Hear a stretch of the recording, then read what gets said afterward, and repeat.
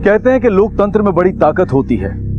जनता का आक्रोश रातों रात सरकार गिरा सकता है, लेकिन अगर आक्रोश तथ्य विहीन हो और असभ्य हो तो गलत के साथ साथ सही भी स्वाह हो जाता है। सच एक ऐसे अंधकूप में डूब जाता है जहां न्याय की आवाज नहीं, सिर्फ शोरगुल और हाहाकार का अंधकार होता है। गया के मौजूदा हालात देखते हुए पूरे शहर में धारा 144 लगा दी गई है। कहीं भी 4 से ज्यादा लोग समूह में खड़े नजर आए तो उन्हें गिरफ्तार किया जा सकता है। शांति व्यवस्था बनाए रखने के लिए पुलिस ने जनता से अपील की है कि जरूरत ना होने पर वो घरों से बाहर ना निकले।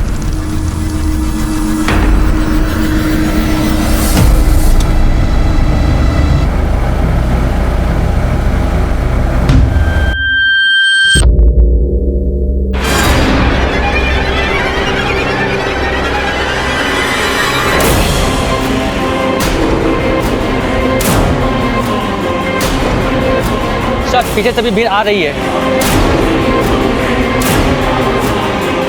सर लोहार गली में हमें भीड़ ने घेर लिया है।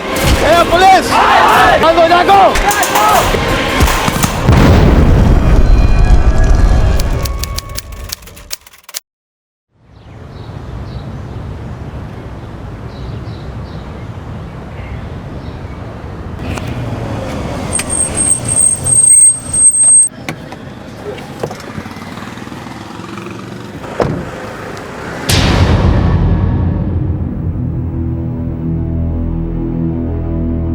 हम नीति सिंह। 4 महीने पहले हमारे पापा का ट्रांसफ़र गया में हुआ था और आज हमारा स्कूल में पहला दिन था। लेकिन हम सोचे नहीं थे कि ये गया शहर हमें उन बातों के लिए याद करेगा जिसका तब हमको ज़रा भी आभास नहीं था। अरे निशांत, संजय, रमेश, बहुत दमदार न्यूज़ लाया हूँ। क्या न्यूज़ बे? पेपर लीक होने से ज्यादा दमदार है क्या? अरे हमारा न्यूज़ सुनोगे तो ऊपर से नीचे तक पूरा लीक हो जाओगे। वो देखो।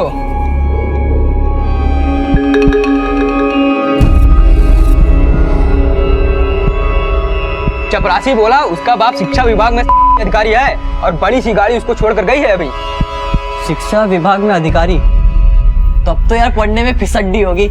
यार दिखती कमाल है। क्यों निशांत, चलो देखे इसके घुटने में कितना दिमाग है। तुम लोग अपना नजर और दिमाग इससे 2-4 मीटर दूरी रखो। अब इसके दिल और दिमाग पर केवल हमारा ही मोहर लगेगा।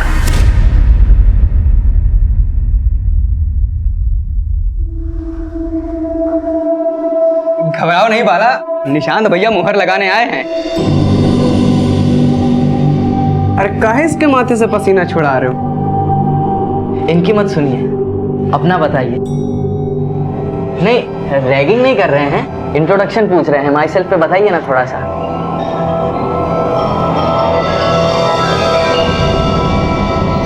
My self Niti Singh. My father's name is Prajapati Singh and I study in 9th standard. English फर्राटा है। आजकल की लड़की लड़का लोग को पीछे छोड़ रहा है। ये हमको बहुत आता है। लड़की आगे आगे, लड़का पीछे पीछे, 4-5 मीटर। अरे बस। इंग्लिश तो अच्छा है तुम्हारा नीति। अब देखते हैं कि मैथ्स कैसा है। बताओ 204 मीटर में कितना मिलीमीटर होता है?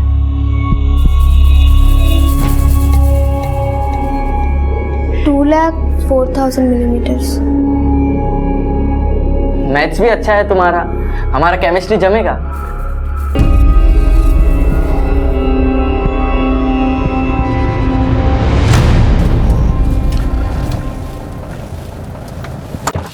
जी, घोड़ा घास से दोस्ती करेगा तो खाएगा क्या मिश्रा जी? आपका सारा अर्जी मंजूर होगा, लेकिन जो लगेगा वो तो आपको देना ही पड़ेगा। नीति, पापा आ गए।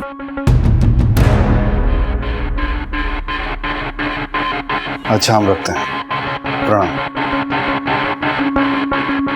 नीति, कैसा रहा स्कूल का पहला दिन? अच्छा था। हमने तुम्हारे प्रिंसिपल से बात कर ली, तुम्हें वहां कोई दिक्कत नहीं हुई। लेकिन हाँ, किसी से ज्यादा घुलने मिलने की जरूरत नहीं है। हमें मालूम है कैसे लफंगे लोग भरे हुए हैं वहां। 1 साल काट लो, अगले साल किसी अच्छे स्कूल में एडमिशन करा देंगे तुम्हारा। जी।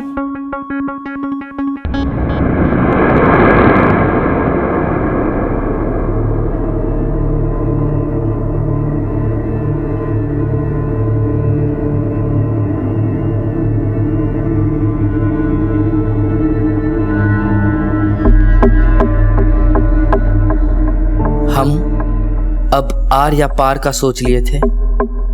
हमारा जुनून हमको पागल बना रहा था और हमारा ये पागलपन, सबका ये वैसीपन जागने वाला था। चिंगारी उठ रही थी और अब सब कुछ झुलसने वाला था।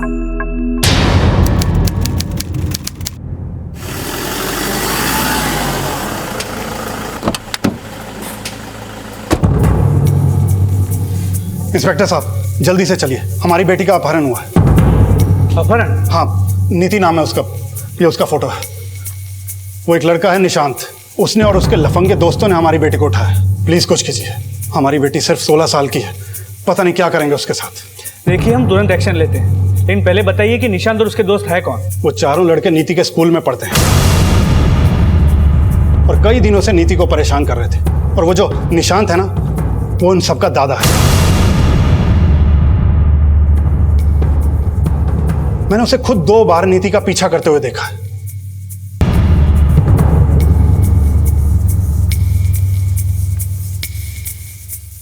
अगर वो लड़के आपकी बेटी को पहले से परेशान कर रहे थे तो आपने पहले एक्शन क्यों नहीं लिया? हमें क्या पता था वो उठा के ले जाएंगे। देखिए, आप टाइम बर्बाद मत कीजिए, जल्दी से हमारी मदद कीजिए। देखिए, हमें ये बताइए कि वो किडनैप कहाँ से हुई है? स्कूल से या? स्कूल से नहीं, रास्ते से उठाया। आज शाम जब मैं घर पहुंचा तो मुझे पता चला कि वो अपनी सहेली के घर पढ़ने गई थी। क्या तुम्हारा दिमाग खराब हो गया क्या? अंधेरा हो गया है और तुमने उसको सहेली के घर जाने दिया? अरे तुम्हें पता है ना वो लफंगे उसके साथ। अब देख क्या रही हो? फोन लगा उसको। जी। हमारी बीवी ने नीति की सहेली को फोन किया, लेकिन उसने कहा कि वो वहां नहीं पहुंची। हमने उसे बहुत ढूंढने की कोशिश की, लेकिन उसका कुछ पता नहीं चला। आपकी बेटी का फोन स्विच ऑफ कितने बजे से? करीब 6 बजे से। और आप हमारे पास 4 घंटे बाद आ रहे हैं। हमने कहा ना, हम उसे ढूंढने की कोशिश कर रहे थे।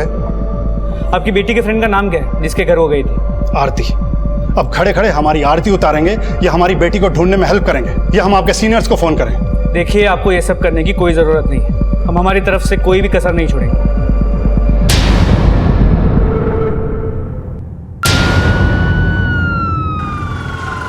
साहब, आजकल के लड़कों का कोई भरोसा नहीं। पढ़ने लिखने की उम्र में लड़की उठाने का काम करते हैं। माँ बाप को बच्चों से बातचीत करनी चाहिए ताकि उनको पता तो चले उनके दिमाग में क्या चल रहा है।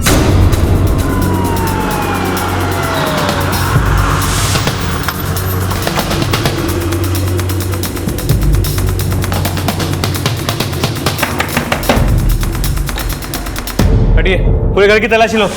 पूरे घर का हर एक कोना चेक करो। अरे क्या बात है, क्या ढूंढ रहे हैं साहब? निशांत, तुम्हारा बेटा है ना? हाँ।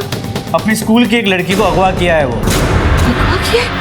शिक्षा विभाग के अधिकारी प्रजापति सिंह की बेटी नीति सिंह को उठाया है वो। सर, निशांत और नीति में से कोई भी नहीं मिला यहाँ। निशांत कहाँ है? कहाँ रखा है उसने नीति को?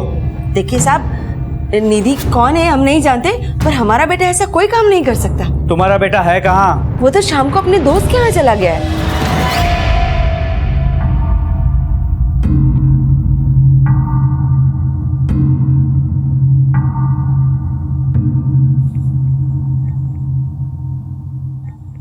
अरे क्या बात है, इतना सज धज के कहाँ जा रहे हो भाई? माँ कमल के घर पे जा रहे हैं, हमारे सारे दोस्त आएंगे वहाँ। थोड़े पैसे दीजिए ना हमें। पैसे का है? वो हम बाद में बताएंगे। ठीक है, तो पैसे भी हम बाद में दे देंगे। अरे माँ, पार्टी करने जा रहे हैं, अपने हिस्से के पैसे तो देने पड़ेंगे ना दोस्तों को, तो दीजिए ना थोड़ा सा पैसा। ले बेटा। थैंक यू माँ। शाम को घर से कितने बजे निकला हो? करीब 5 बजे। सर, ये प्रजापति जी की बेटी भी 5 से 6 बजे के बीच में गायब हुई थी। देखिए साहब, ये सब हम नहीं जानते। हमारा बेटा तो अपने दोस्त के यहाँ पार्टी करने गया है। दोस्तों के नाम, नंबर और पता हमें जल्दी बताओ। ठीक है, हम साहब से बात करते हैं। सर, समीर आरती की दोस्त नीति से मिला। उसने कंफर्म किया नीति आने वाली थी लेकिन नहीं आई। मतलब नीति का अपहरण नीति और आरती के घर के बीच के रास्ते से हुआ है। सभी जगह अच्छे से पूछताछ करो और पता करो कि निशान के बाकी दोस्त कहाँ हैं। सर।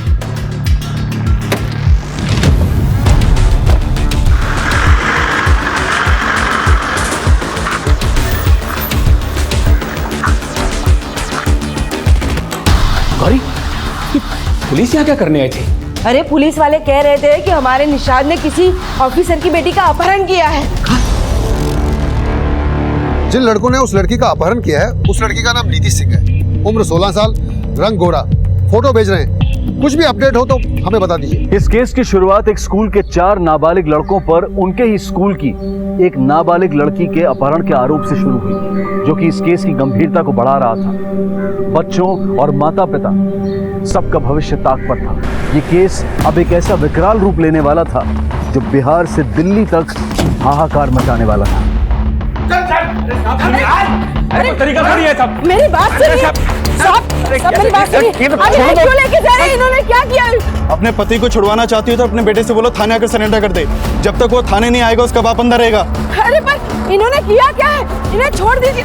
अरे मेरी बात तो सुनिए। पर इन्होंने किया, अरे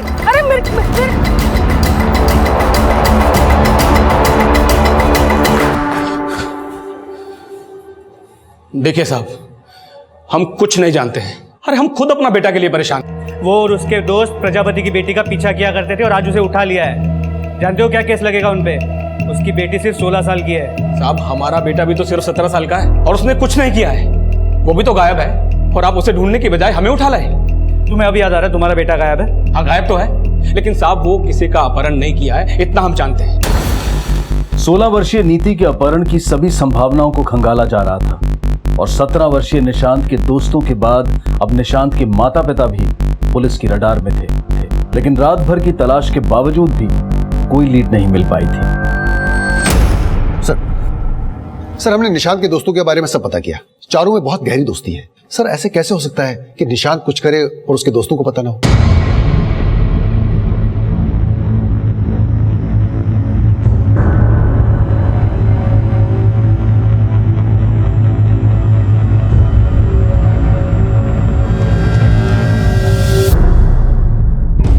हमने तुम तीनों को कल भी बोला था, अगर हमसे एक भी बात छुपाई तो पूरा करियर बर्बाद हो सकता है। नहीं, हम समझाते हैं।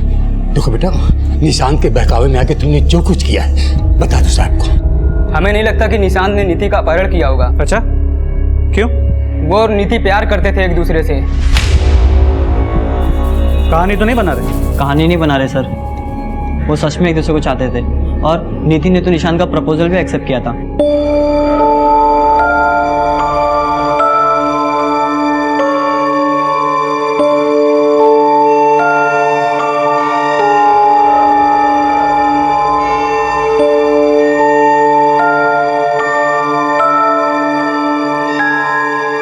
नीति, तुमने हमको जवाब नहीं दिया।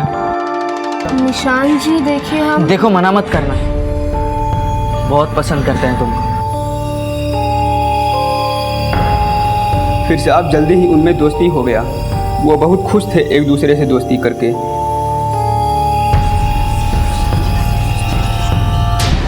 ठीक है, तो ये बताओ कि वो दोनों अब कहाँ हैं?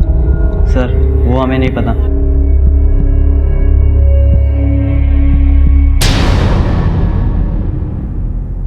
सर नीति और निशांत के कॉल रिकॉर्ड्स आए हैं। पता चला दोनों में काफी बातचीत होती थी।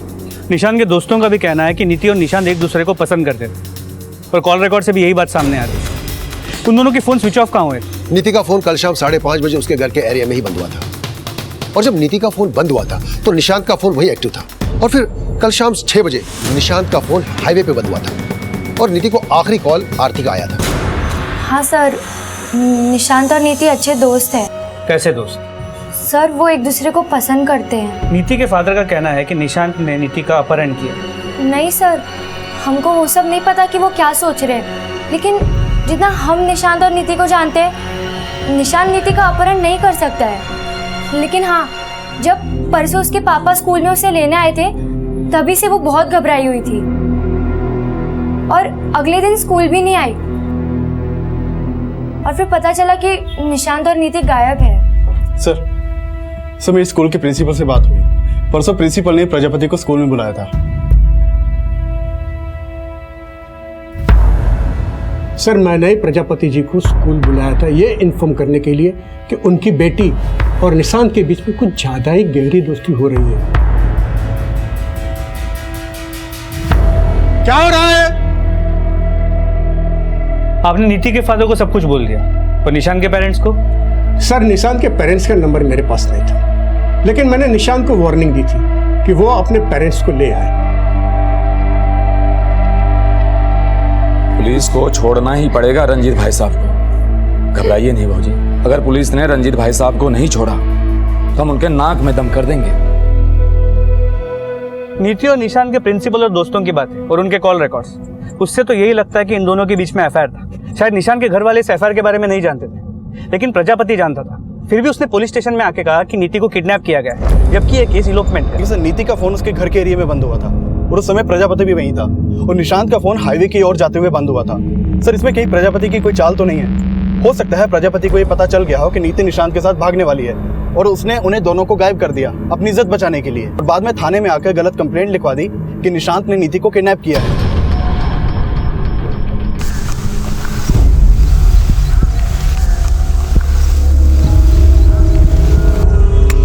चांद के बाबा को रिहा करो, रंजीत बाबा को रिहा करो, रिहा करो, रिहा करो, रिहा करो, रिहा करो, रिहा करो, रिहा करो, रंजीत बाबा को रिहा करो, निशांत बाबा को रिहा करो। शांत हो जाइए, क्या लगा रखा है यहाँ पे? आपने बिना सबूत के निशांत के पापा को गिरफ्तार क्यों किया? अरे खुद उनका बेटा लापता है, उनको ढूंढने के बजाय आप प्रजापति के दबाव में हम कमजोरों के साथ अन्याय कर रहे हो। अगर आपने उनको रिहा नहीं किया तो हमारा पूरा समुदाय यहाँ पे धरना देगा। चुप हो जाइए, शोर शराबा मत कीजिए, हम वैसे भी निशान के पिता को छोड़ने ही वाले थे। हमारी बेटी को गायब हुए 24 घंटे होने को आए हैं और आप लोग उस लड़के के दोस्तों, घर वालों, सब पे भरोसा करके छोड़े जा रहे हैं। जवाब दीजिए, ये सब हो क्या रहा है? आवाज नीचे रख के बात कीजिए प्रजापति जी, और अब सवाल जवाब हम करेंगे। हमारी बेटी किडनैप हुई है और आपकी बेटी किडनैप हुई है? कोई विटनेस है इस बात पे? अरे हम बोल रहे हैं ना। आपका बोलना कोई पत्थर की लकीर नहीं है। कहाँ रखा है आपने अपनी बेटी को और निशांत को? इंस्पेक्टर, ये क्या बकवास कर रहे हो तुम? बकवास आप कर रहे हैं। आप पहले से जानते थे कि आपकी बेटी का और निशांत का एफआईआर चल रहा है, लेकिन फिर भी ये बात आपने हमें नहीं बताई और अब निशांत पे आरोप लगा रहे हैं कि उसने आपकी बेटी को किडनैप किया है। अगर उसने किडनैप नहीं किया तो हमारी बेटी है कहाँ? ये तो हम आपसे पूछ रहे हैं, कहाँ रखा है उसे? क्या हम गायब करेंगे अपनी बेटी को? आपकी बेटी और निशांत के एफआईआर के बारे में सुन के आपको गुस्सा आया होगा और हो सकता है कि आप ही ने अपनी बेटी के साथ साथ निशांत को भी गायब कर दिया। बहुत तेज दौड़ रहे हो इंस्पेक्टर। हमारी बेटी का कोई अफेयर नहीं था।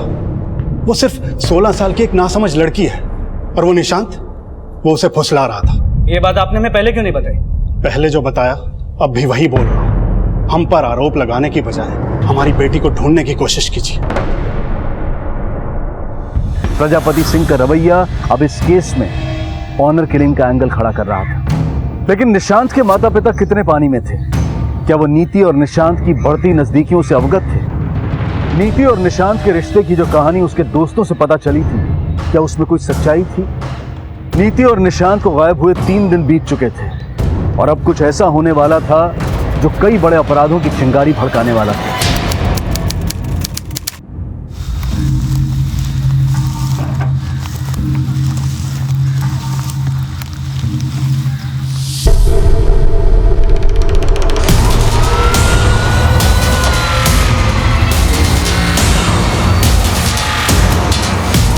हटिए, पीछे हो जाइए। चलिए पीछे पीछे पीछे पीछे, चलिए पीछे पीछे पीछे।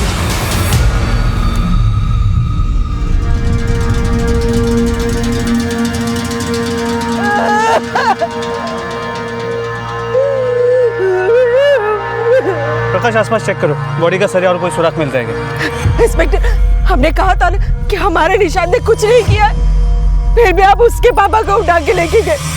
उस प्रजापति को क्यों नहीं उठाया? उसे नहीं मारा होगा मेरी बेटी को। नीति के अपहरण से शुरू हुआ ये केस अलॉपमेंट और अब ऑनर किलिंग का भी केस नजर आ रहा था। जैसे जैसे दिखाई दे रहा था वैसे वैसे सुनाई भी दे रहा था। लेकिन ये मामला अभी और भी ज्यादा चिंताजनक बनने वाला था और इस मामले की गंभीरता को देखते हुए अब इस केस की अगुवाई गया के एसपी श्रीधर पांडे को सौंप दी गई।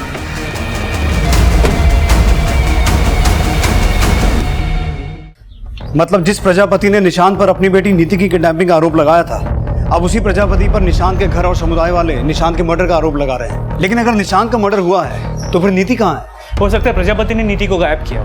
गायब तो उस लाश का सर भी है। सर, ये प्रजापति की चाल हो सकती है खुद को बचाने की, और वहाँ निशांत के घर वालों ने बॉडी को आइडेंटिफाई कर लिया है कि वो बॉडी निशांत की है। निशांत के परिवार और समुदाय की मांग ने अब ऐसा हाहाकार मचाया कि नीति के पिता शिक्षा विभाग ऑफिसर प्रजापति सिंह के खिलाफ अरेस्ट वारंट जारी कर दिया गया। एसपी साहब, वो लोग पागल हो गए हैं। हमने किसी का मर्डर नहीं किया है। किया नहीं है तो करवाया होगा। उस महानुभाव का नाम बताइए जिससे आपने कांड करवाया है। अरे आप समझ क्यों नहीं रहे हैं? हम एक इज्जतदार ऑफिसर हैं। आप पर आरोप भी बड़ा गंभीर है। नाम, इज्जत सब मिट्टी में मिल गया। यही सब सोचकर आप आवेश में आ गए ना। निशांत को तो मरवा दिया, अपनी सुपुत्री के साथ क्या किए वो बताइए। हमने कुछ नहीं किया। जब से उस लड़के का लाश मिला है ना, हमें तो खुद अपनी बेटी की फिक्र हो रही है। लेकिन जब निशांत के घर वाले अपने बेटे की फिक्र में घूम रहे थे तो आप निशांत पर यह आरोप लगा रहे थे कि उसने आपकी बेटी को किडनैप किया है। अब निशांत की लाश मिल गई तो आपको सुर बदल गया। हमारे शब्द मत पकड़ो, उसको पकड़ो जिसने हमारी बेटी को गायब किया है। पकड़ तो रखा है अफसर साहब, सिर्फ कबूल करवाना बाकी है। बहुत आदत है ना इन्हें ऊपर फोन लगाने की, ऊपर से लेकर नीचे तक नापो इन्हें। इससे पहले कि इनका वकील जमानत लेके आए, कबूलनामा छप जाना चाहिए। एसपी साहब। शुक्ला जी, इस प्रजापति के कॉल रिकॉर्ड्स क्या बताते हैं? कौन है जो इसके लिए कांड किया होगा? कॉल रिकॉर्ड्स तो बिल्कुल क्लीन है इसका, लेकिन आदमी बिल्कुल क्लीन नहीं लगता। लेकिन चार्जशीट बनाने के लिए इसके दाग तो ढूंढने पड़ेंगे। एक नाबालिग लड़के का मर्डर हुआ है और एक नाबालिग लड़की गायब है। अपने खबरी को ठीक से ब्रीफिंग दो। 1 और 1 2 नहीं तो 11 करो। ये मामला बहुत सीरियस होता जा रहा है। Okay sir.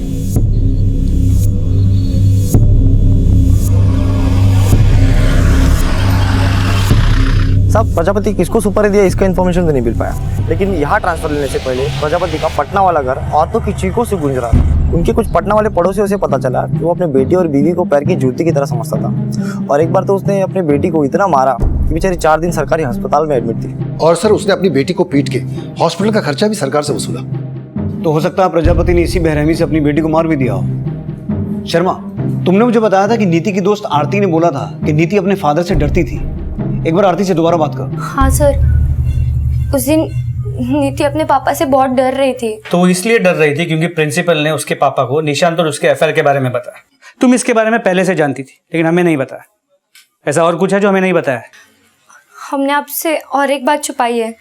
जिस दिन नीति के पापा उसे लेने आए थे, उस दिन नीति ने हमें धीरे से आके बोला था, अगर हम कल स्कूल नहीं आ पाए तो निशांत को बता देना हम प्रॉब्लम में हैं। बस यही बोला था या और कुछ भी? बस यही बोला था सर। और जब अगले दिन नीति स्कूल नहीं आई थी तो हमने ये बात जाके निशांत को कह दी।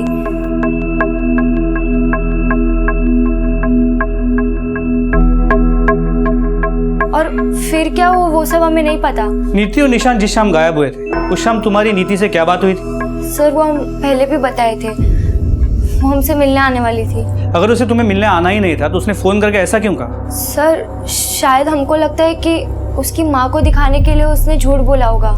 इस बार तो कोई झूठ नहीं बोल रही हो ना? नहीं सर, हम सच बोल रहे हैं।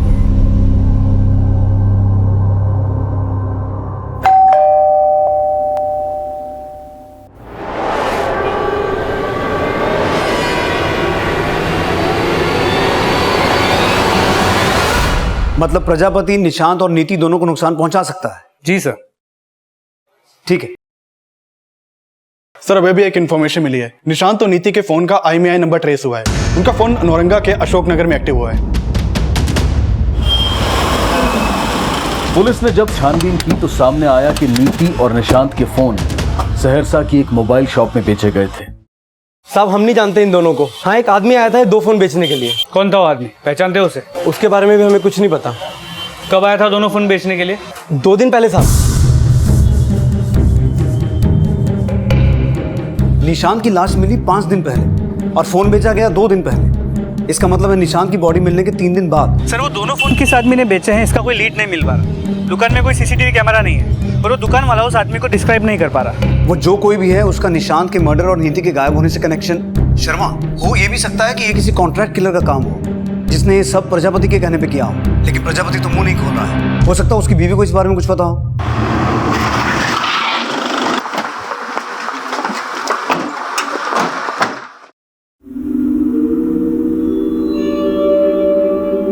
हमने सुना है कि आपके पति आपके साथ साथ अपनी बेटी पे भी हाथ उठाते थे।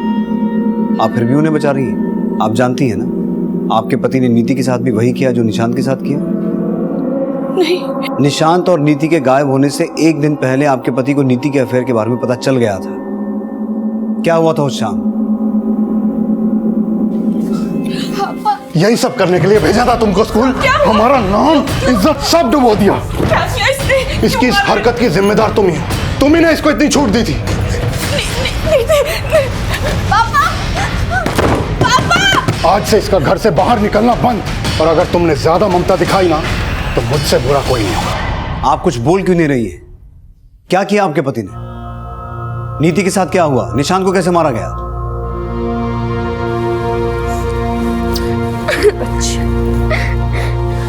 माँ, हमें प्लीज हमारा एक बार फोन दे दीजिए। लेकिन बेटा, तेरे पापा। माँ, हमें किसी से जरूरी बात करनी है, प्लीज। उसी लड़के से बात करनी है ना तुझे? हाँ, और चाहिए तो आप भी हमें मार लीजिए, लेकिन हम निशान से सच में प्यार करते हैं। हमें प्लीज उससे एक बार बात कर लेने दीजिए, प्लीज।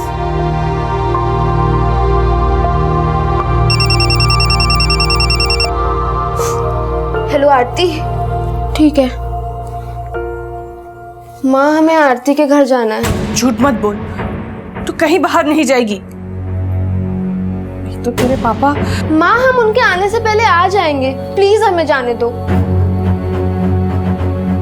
ठीक है, लेकिन सुन, उनके आने से पहले वापस लौट आना।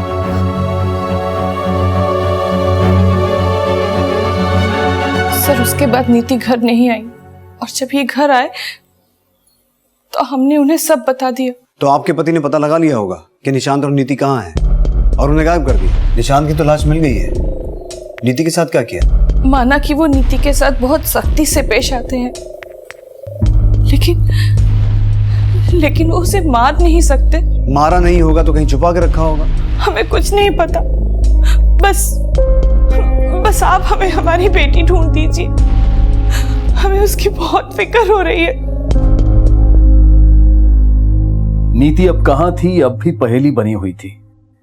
नीति के पिता अपने बयान पर कायम थे, और पुलिस पिछले दिनों मिली अनआइडेंटिफाइड बॉडीज को स्कैन करके इन संभावनाओं को भी खगाल रही थी कि क्या मर्डर नीति का भी हुआ था। और सवाल यह भी उठ रहा था कि अगर नीति और निशांत का मर्डर हो गया था, नीति और निशांत के मोबाइल बेचने वाला शख्स कौन था? क्या वो कोई कॉन्ट्रैक्ट किलर था? आखिर क्या हुआ था नीति और निशांत के साथ? ये राज अभी कई और चौंका देने वाले एंगल्स खड़े करने वाला था। सर, ये बॉडी की पोस्टमार्टम रिपोर्ट आई है।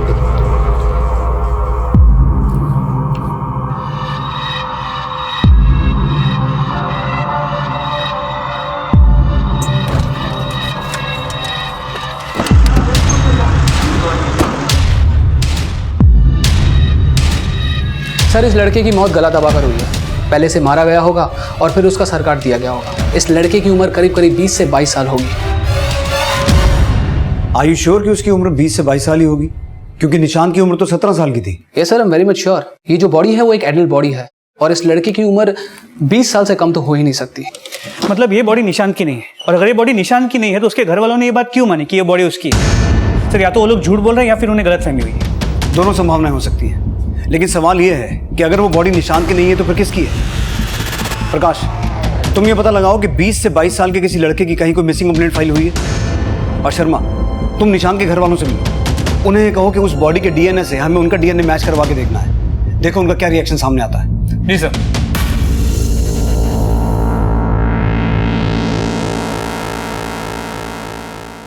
हटिए, आप लोगों को हमारे साथ आना होगा। आपका डीएनए सैंपल लेना है। डीएनए का डीएनए? देखिए, हमें लगता है कि हमें जो लाश मिली है वो निशांत की नहीं है, और एक तरह से आप लोगों के लिए अच्छा है। हो सकता है आपका बेटा निशांत जिंदा हो। आप सब हमारे दुख का मजाक बनाने के लिए आए हैं। आप सब लोग बिक चुके हैं उस प्रजापति के हाथों। उसने कहा होगा ना कि वो लाश निशांत की नहीं है, ताकि वो हत्या के केस से बच जाए। हमें बस ये लग रहा है कि आप लोगों को कोई गलतफहमी हुई। हमें ये चेक करना है कि वो लाश निशांत की है या किसी और की। इसलिए आपका डीएनए उस लाश के डीएनए के साथ मैच करना है। देखिए साहब, हमको कोई डीएनए फीएनए मैच नहीं करवाना है। आप जाइए और जाके प्रजापति को अंदर कीजिए। कोई ने हमारा बेटा को मरवाया है, प्रजापति ही हत्यारा है। तो निशांत के घर वाले डीएनए टेस्ट के लिए मना कर रहे हैं, और उनके समुदाय के लोग उनकी हाँ में हाँ मिला रहे हैं। पहले निशांत के घर वालों ने एक सरकटी लाश को निशांत की बॉडी मान लिया, और अभी डीएनए सैंपल देने से भी मना कर रहे हैं। जी सर, इसके अलावा आसपास के थानों में भी पता किया, कहीं भी किसी जवान लड़के की कोई मिसिंग कंप्लेंट नहीं है जो उस बॉडी से मैच करती है। निशांत ओझा की लाश दो, निशांत ओझा की लाश दो, निशांत ओझा की लाश दो, निशांत ओझा की लाश दो, निशांत ओझा की लाश दो, निशांत ओझा की लाश दो, निशांत ओझा की लाश दो, निशांत ओझा की लाश दो। देखिए, जब तक पोस्टमार्टम रिपोर्ट की जांच नहीं हो जाती हम आपको लाश नहीं सौंप सकते हैं। हमारा सहयोग कीजिए। हम उस लाश का डीएनए निशांत के माँ बाप के डीएनए से मैच करवा के देखना चाहते हैं कि वो लाश निशांत की है या किसी और की है। अरे बंद कीजिए आपका नाटक और इनके बेटे की लाश इनको सौंपिए। और ये मत समझिएगा कि हम लोग प्रजापति के खिलाफ लड़ नहीं सकते। हमारा पूरा समुदाय रंजीत ओझा भाई के साथ है। जब तक डीएनए टेस्ट नहीं हो जाता हम आपको लाश नहीं दे सकते। अपने अपने घर को लौट जाइए, वरना हमें बल का प्रयोग करना होगा।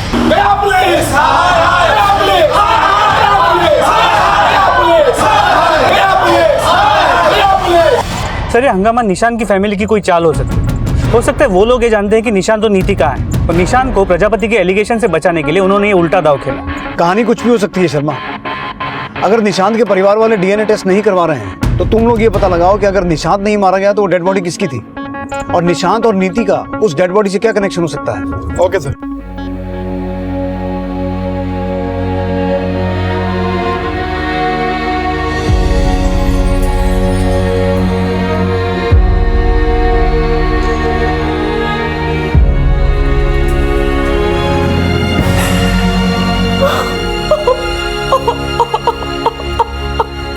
बॉडी की पोस्टमार्टम रिपोर्ट और निशांत के घर वालों की डीएनए ना करवाने की जिद अब निशांत के घर वालों को शक के दायरे में ले आई थी और नीति के पिता की जमानत को मंजूरी मिल गई थी। और पुलिस अब यह पता लगाने की कोशिश कर रही थी कि अगर वो बॉडी निशांत की नहीं थी तो मर्डर किसका हुआ था, नीति और निशांत के गायब होने का राज क्या था। लेकिन इन सवालों को नजरअंदाज करता निशांत का समुदाय उस सरकटी लाश को अब भी निशांत की बॉडी मानकर विरोध की एक ऐसी चिंगारी भड़का रहा था जो पूरे शहर को झुलसाने वाली थी। रंजीत और उसके मरे हुए बेटे को हमारे समुदाय की मदद चाहिए। पुलिस की मनमानी और अन्याय नहीं चलेगी। हमारे समुदाय की इज्जत की रक्षा के लिए आप सबको आगे आना होगा। जरूरत पड़ी तो हम पुलिस में लाठी चार्ज भी करेंगे। गया पुलिस, निशांत ओझा को, गया पुलिस, निशांत ओझा को।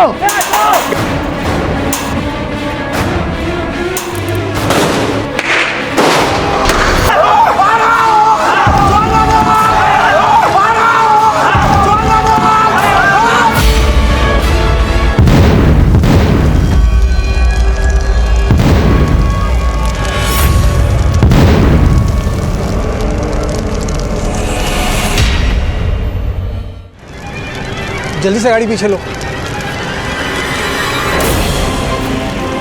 सर, पीछे तभी भीड़ आ रही है। सर, लोहार गली में हमें भीड़ ने घेर लिया है, जल्दी से बैकअप भेजिए।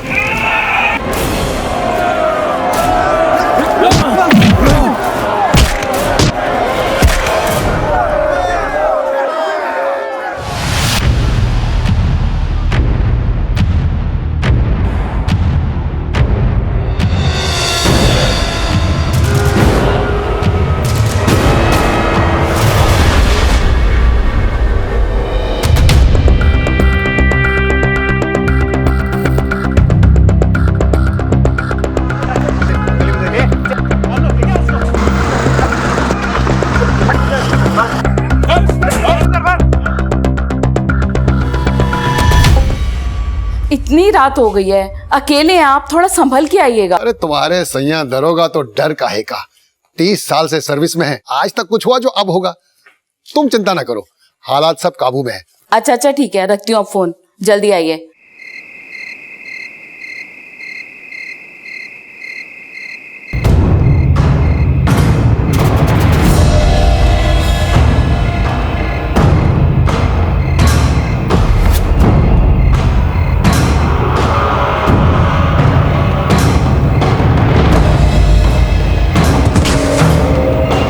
कल रात पुलिस स्टेशन से घर लौटते वक्त किसी ने उन पर अटैक किया, शायद दंगाई भीड़ ने। लेकिन कल रात दंगों की कोई खबर नहीं थी। मुझे ये काम दंगाइयों का नहीं लगता।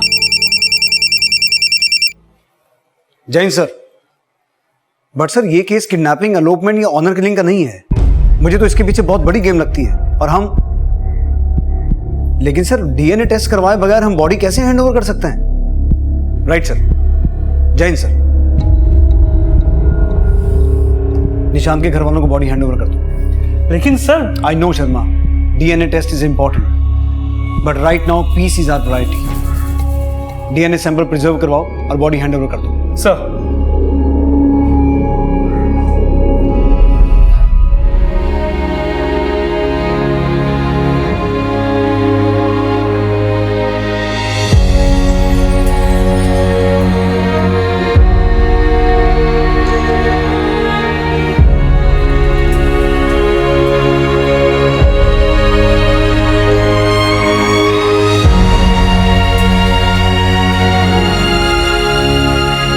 दंगों में जितने भी लोग मरे हैं उनकी मौत दंगों की वजह से नहीं हुई है। किसी ने इस मौके का फायदा उठाया है। हमें दंगा करने वाले और करवाने वाले हर किसी आदमी को आइडेंटिफाई करना है। लेकिन सर, भीड़ हजारों की थी, आइडेंटिफाई करना आसान नहीं होगा। लेकिन हमें आइडेंटिफाई करना है शर्मा, और यह पता लगाना है कि इन दंगों के पीछे का मकसद क्या था। इलेक्ट्रॉनिक मीडिया, प्रिंट मीडिया, जिस किसी ने भी इन राइट्स को कवर किया है उनसे वीडियोस और पिक्चर्स मंगवाओ। आइडेंटिफाई दोज फेसेस जिन्होंने ये दंगे करवाए हैं। उसके बाद इलेक्शन कमीशन से इस पूरे एरिया के लोगों के वोटर आईडीज की कॉपी मंगवाओ। Match those faces. और सबसे जरूरी बात ये पता लगाना है कि अगर वो डेड बॉडी निशांत की नहीं थी तो मारा कौन गया, और निशांत और नीति वो दोनों कहाँ हैं, उनके साथ क्या हुआ। सब भड़काने वाले चेहरों की पहचान करके जो बेहद चौंका देने वाली थी।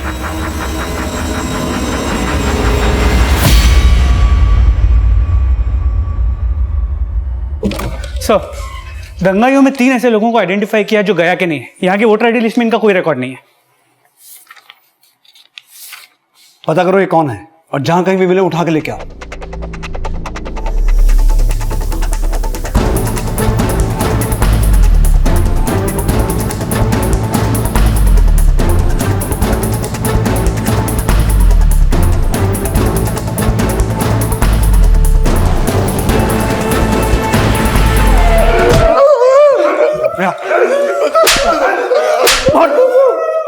क्यों किया है दंगा, किसके कहने पर करवाया? साहब, हमें फौजी भैया बोले थे साहब, बोले थे तोड़फोड़ कर दिए, 1-2 लोगों को मारना है, पुलिस स्टेशन और कोर्ट में आग भी लगानी है साहब।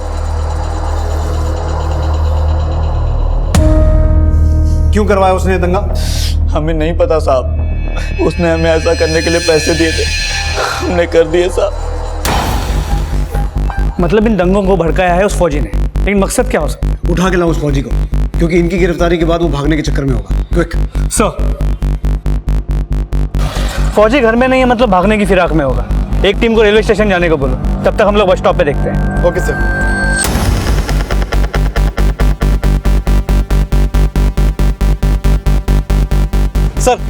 सर वो देखिए, ये तो फौजी है।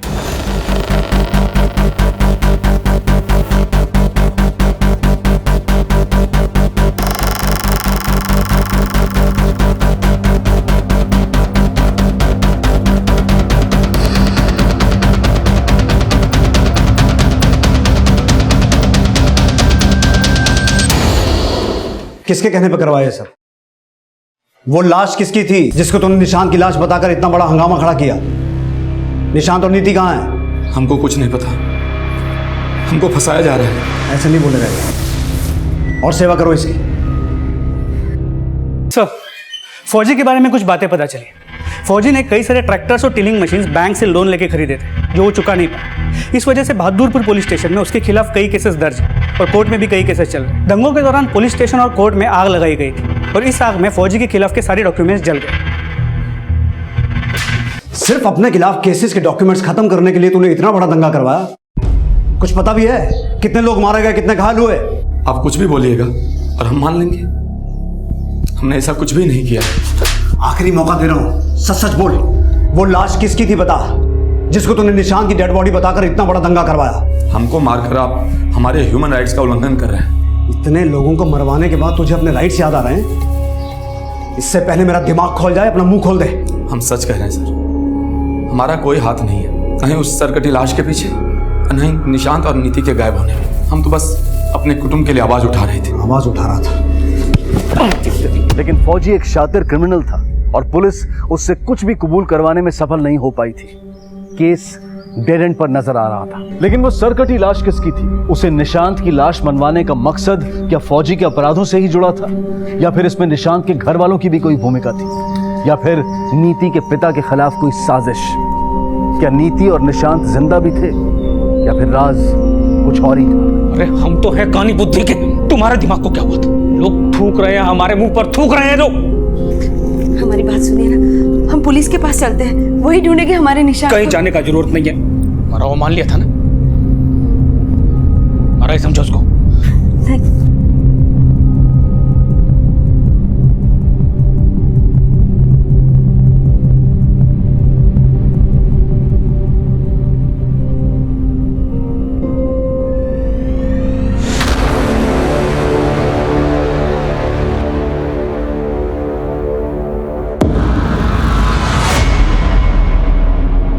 नीति और निशान को दिल्ली में देखा गया है। दिल्ली चलने की तैयारी करो।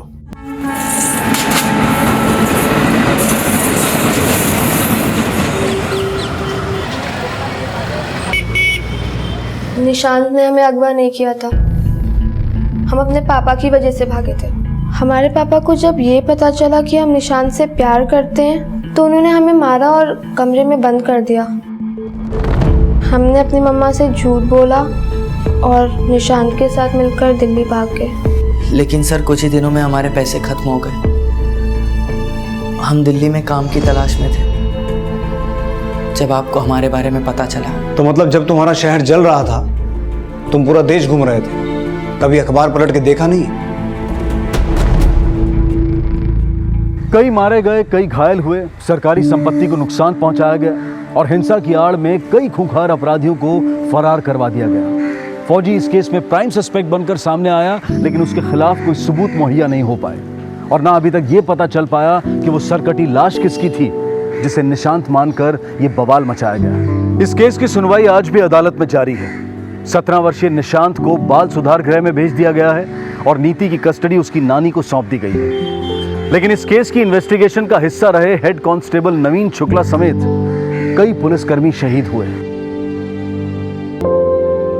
और कई परिवार बिखर गए।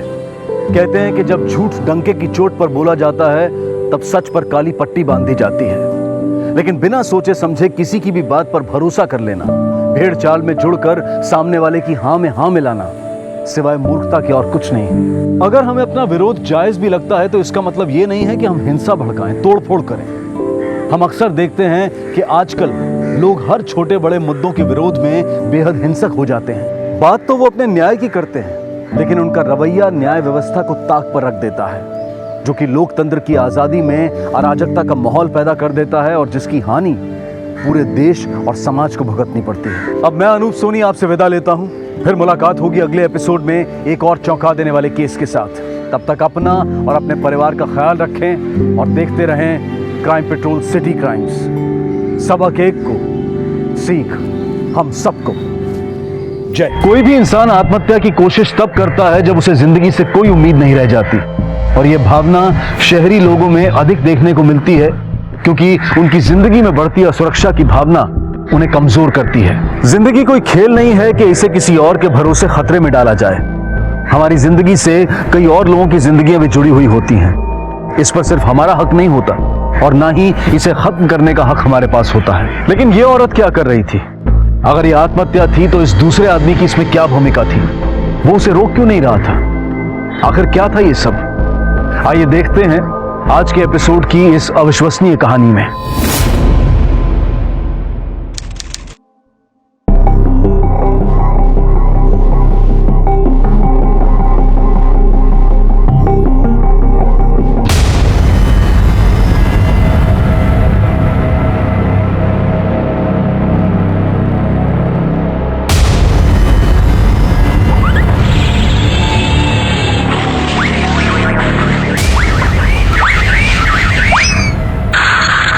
टीवी, हाँ जब देखो टीवी टीवी। मामा छोड़ो प्लीज, मुझे दर्द हो रहा है। अरे अगर हमारे माँ बाप ने हमें पढ़ाई लिखाई कराई होती ना तो इस घर में हम अपना माथा नहीं फोड़ रहे होते। इसलिए तुमको समझाते हैं, अगर 4 अक्षर पढ़ लोगी ना तो दुनिया सलामी ठोकेगी तुम्हें। हमें सलामी नहीं चाहिए, हमें टीवी चाहिए। सुभान लड़ती हमसे। हाँ चलो आओ यहाँ पर, जब देखो टीवी टीवी टीवी। परेशान हो गए हम तुम्हारी टीवी से, लेकिन तुम्हें समझ नहीं आते। बैठो चलो पढ़ो यहाँ पर। क्या कर रही हो? ऐसा लगता है एक दिन इसकी जान लेके रहोगी तुम। अरे तो मम्मी हमारी बस। कोयल बेटा तुम बिल्कुल चिंता मत करो, चलो हमारे साथ मंदिर चलो। हाँ रोना मत। माँ जी हमारी बात तो सुनिए आप एक बार के लिए। बिल्कुल चिंता मत करना, हाँ? हम है ना तुम्हारे साथ। चलो मंदिर जाएंगे।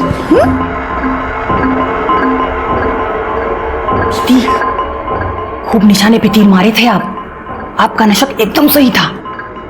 तूने ठीक से तो पता किया है ना? दीदी हम कभी आपको कोई गलत खबर दिए हैं क्या?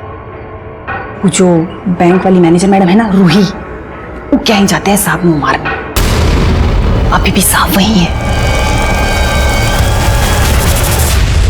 अरे बस करना, कितना साफ करेगी? वैसे भी लिपस्टिक का दाग तो मिटा देगी, बाकी लव बाइट्स का क्या करेगी? इलेक्शन शुरू होने वाले हैं और तुम्हें टिकट मिलने के चांसेस हैं, इसलिए मैं नहीं चाहती कि मेरी वजह से कोई भी प्रॉब्लम हो। मेरे साथ भले तुम जितनी मर्जी डर्टी पिक्चर बना लो, लेकिन लोगों के सामने तुम्हारी इमेज एकदम क्लीन होनी चाहिए, समझे? मतलब खूबसूरत तो तुम है ही, बाकी दिमाग भी बहुत चलता है यार। हाँ? अच्छा तो मैं तुम्हें पसंद हूँ? बार बार बोल के बताई जाए जरूरी नहीं होता है ना, भावनाओं को समझो। तो अच्छा चलो यही बता दो, मैं तुम्हें ज्यादा पसंद हूँ या फिर तुम्हारी बीवी?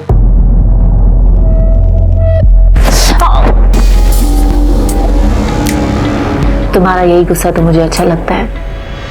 I love it. जान ले लेता है मेरी। अब इस टाइम कौन आ गया?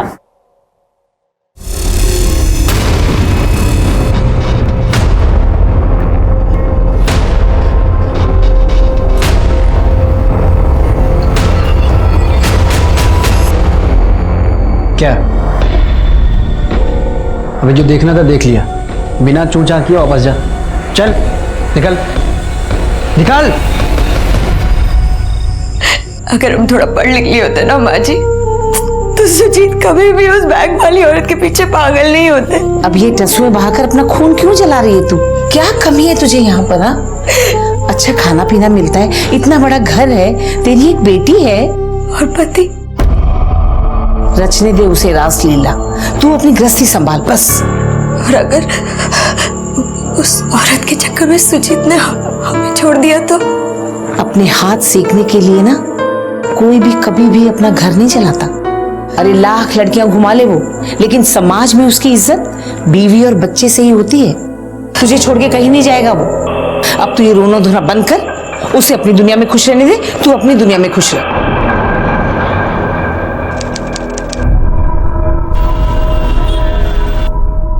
अरे बहू हम जरा मंदिर जाके आ रहे हैं।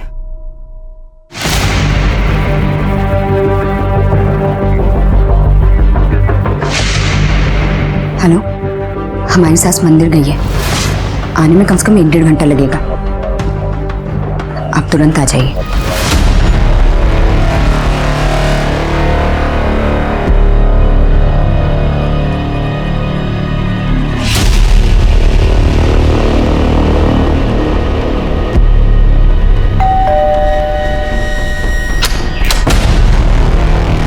अभी नहीं, घर पे कोई है, बाद में आना।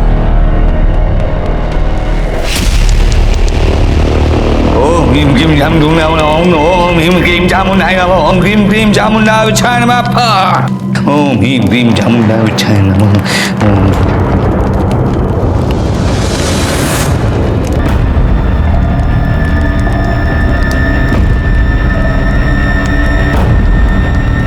जब तक हमारी जिंदगी से एक कांटा नहीं निकल जाता, तब तक हमें कोई भी चीज सुख नहीं देगी। हम पर भरोसा रखो, वो जरूर मरेगी।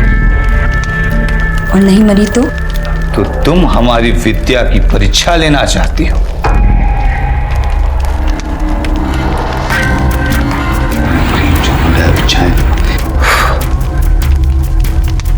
इससे अपनी थोड़ी सी उंगली काटो, परिणाम तुम्हारे सामने होगा। काटो।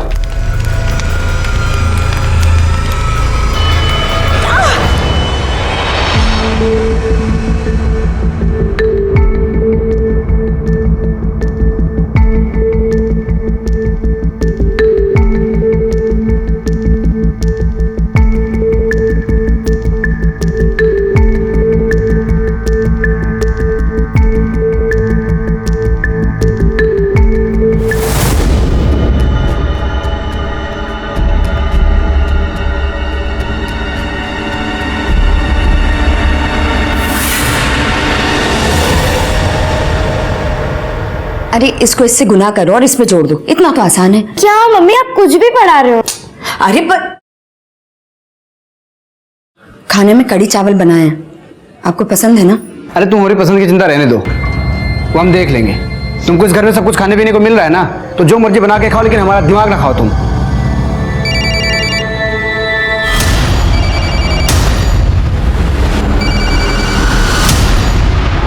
हाँ जान, हाँ बस आ रहा हूँ।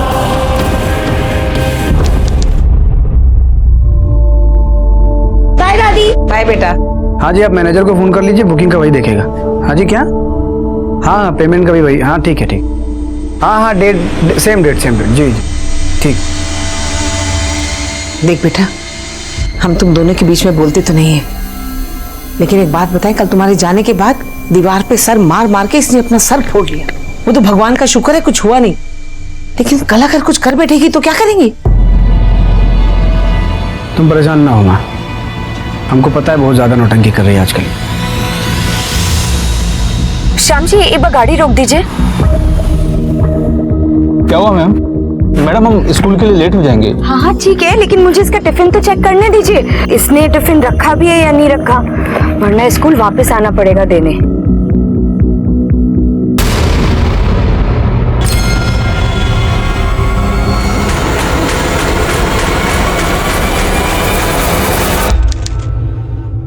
अरे ढोंगी, तूने हमको बेवकूफ समझा है क्या? हाँ कुछ भी नहीं हुआ उस औरत को। हुआ क्या है? होना क्या था, गुस्से में आके हमने अपना सर दीवार पे फोड़ दिया, हमारा सर तो सूज गया, लेकिन एक खरोच तक नहीं आई उस औरत को, हमने देखा है। बेवकूफ तो तुम हो ही। हमने अपनी विद्या के माध्यम से तुम दोनों की आत्माओं को जोड़ा था। तुम्हें जितनी बार उसे कष्ट देना है, उतनी बार अपनी आत्मा को उसकी आत्मा से जोड़ना पड़ेगा, और उतनी बार हमें तुम दोनों की आत्माओं को जोड़ने के लिए पूजा करनी पड़ेगी।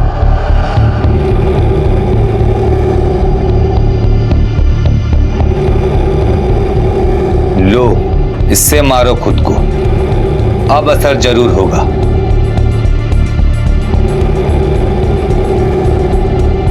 अरे ओ बाबा, अगर असर नहीं हुआ तो सारे पैसे वापस। भरोसा रखो। बस श्याम जी आप यहीं रोक दीजिए, मुझे यहाँ से कुछ सामान लेना है।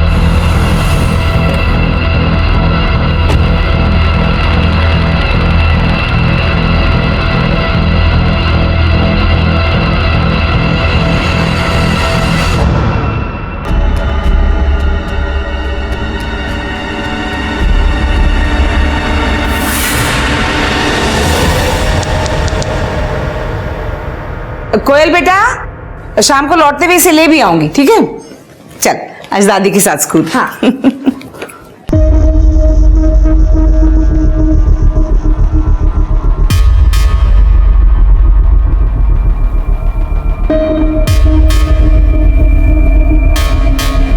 आ जाओ, जल्दी आना, घर में कोई नहीं है।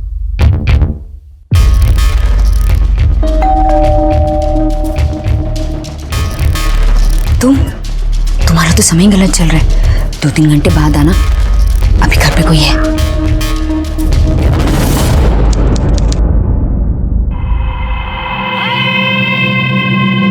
अरे बाबा, अब आप ये रस्सी का क्या कर रहे हैं? फांसी का फंदा बना रहे हैं। फांसी का फंदा? आप ना बस यहाँ बैठ के ये इड़म डिड़म करते रहिए।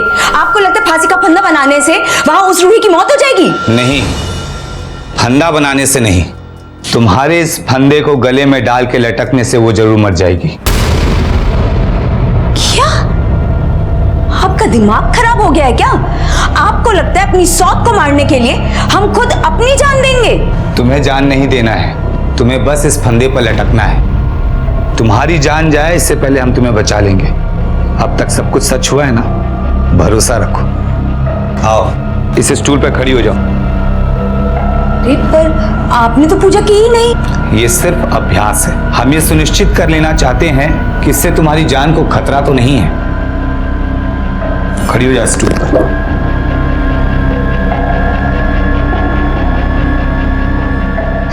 ये ठीक है ना?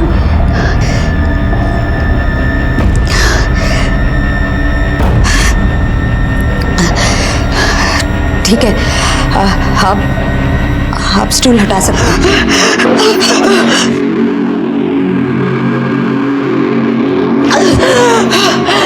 पानी पियो।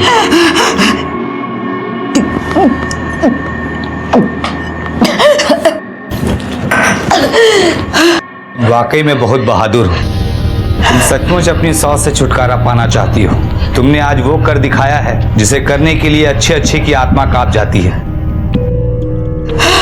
लेकिन तुम्हारे गले का निशान कोई देखेगा, कोई पूछेगा तो? अगर कोई हम पे ध्यान देता तो ये सब करने की हमें जरूरत ही क्या थी?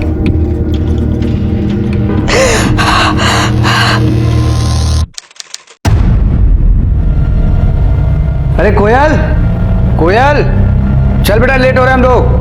प्लीज मम्मा चलो ना हमारे साथ प्लीज। कोयल, उसको नहीं आना तो छोड़, तू चल मेरे साथ, जिद मत कर। निकालो यार गाड़ी तुम।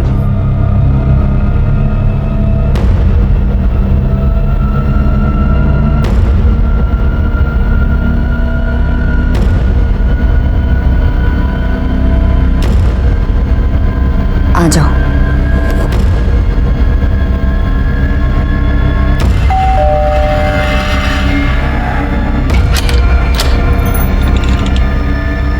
चिंता मत करो, आज जाने के लिए नहीं कहूंगी।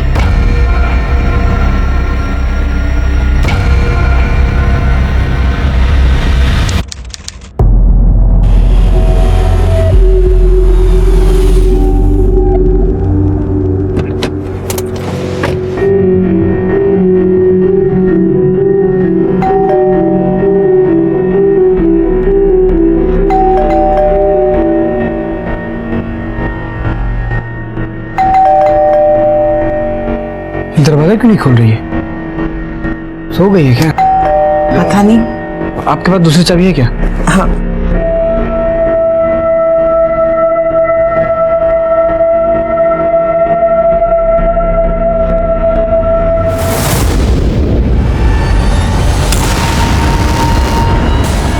मीना, मीना, ये क्या हो गया? मीना,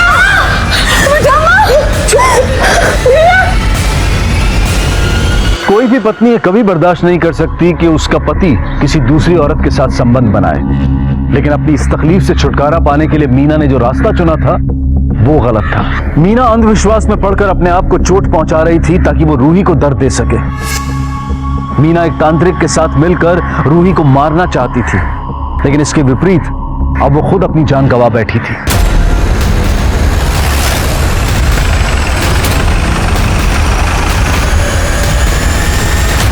एम्बुलेंस को फोन करो, बॉडी को पोस्टमार्टम के लिए भिजवाओ। सर।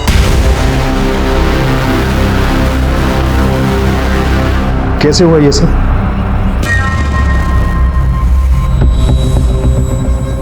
पता नहीं सर, आज मीना घर में अकेली थी। हम सब होटल गए थे, मतलब हमारा अपना होटल है, वहाँ पे एक जानने वाली की सगाई थी, हम लोग वहाँ गए थे। मीना की तबीयत खराब थी इसलिए हमारे साथ नहीं आ पाई थी। अभी थोड़ी देर पहले हम लोग वापस आए तो दरवाजा अंदर से बंद था।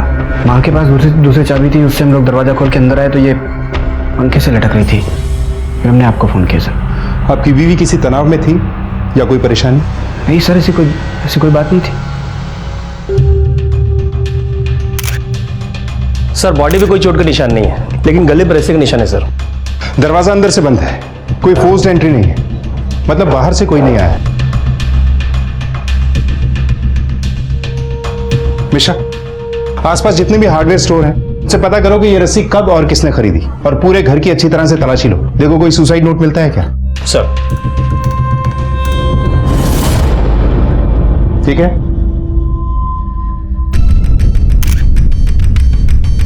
सर ये तो राग जैसा लग रहा है। त्रिपाठी सर, इसका सैंपल लो और चेक करवाओ कि ये क्या है। सर। मम्मा, कोयल बेटा चुप हो जा। दादी कहाँ लेके जा रहे?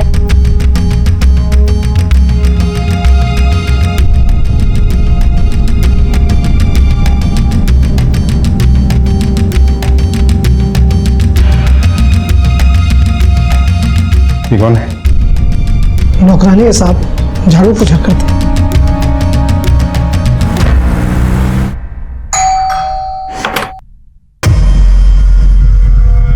तुम? और क्या हालचाल? तुम्हारी बीवी मर गई, तुम यहाँ क्या कर रहे हो? अरे यार तुम सवाल जवाब करके मेरा दिमाग खराब मत करो। पुलिस वालों ने ऐसे दिमाग की दही कर रखी, क्या हुआ, कैसे हुआ, क्यों हुआ, किसने किया। अबे तुम पुलिस वाले पता करो ना किसने किया है। दिमाग खराब कर दिया है मेरा। वैसे ये सवाल तो मैं भी करना चाहती हूँ कि ये सब हुआ कैसे? वो खुद मरी या फिर? हमारे रास्ते का कांटा थी, हट गई ना। अब वो खुद मरी कि किसी और ने मारा, क्या फर्क पड़ता है।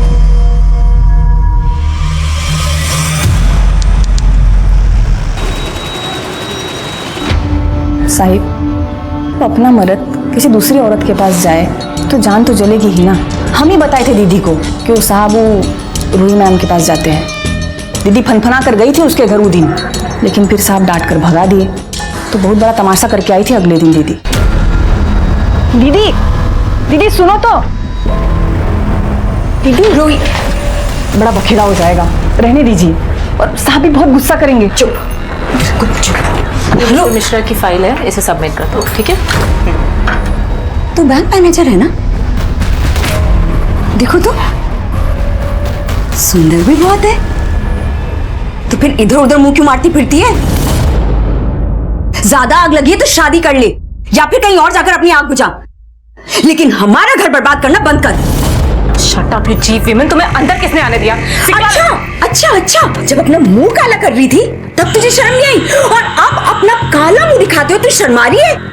अरे बेइज्जती क्या होती है ये मैं तुझे अब बताऊंगी। सिक्योरिटी!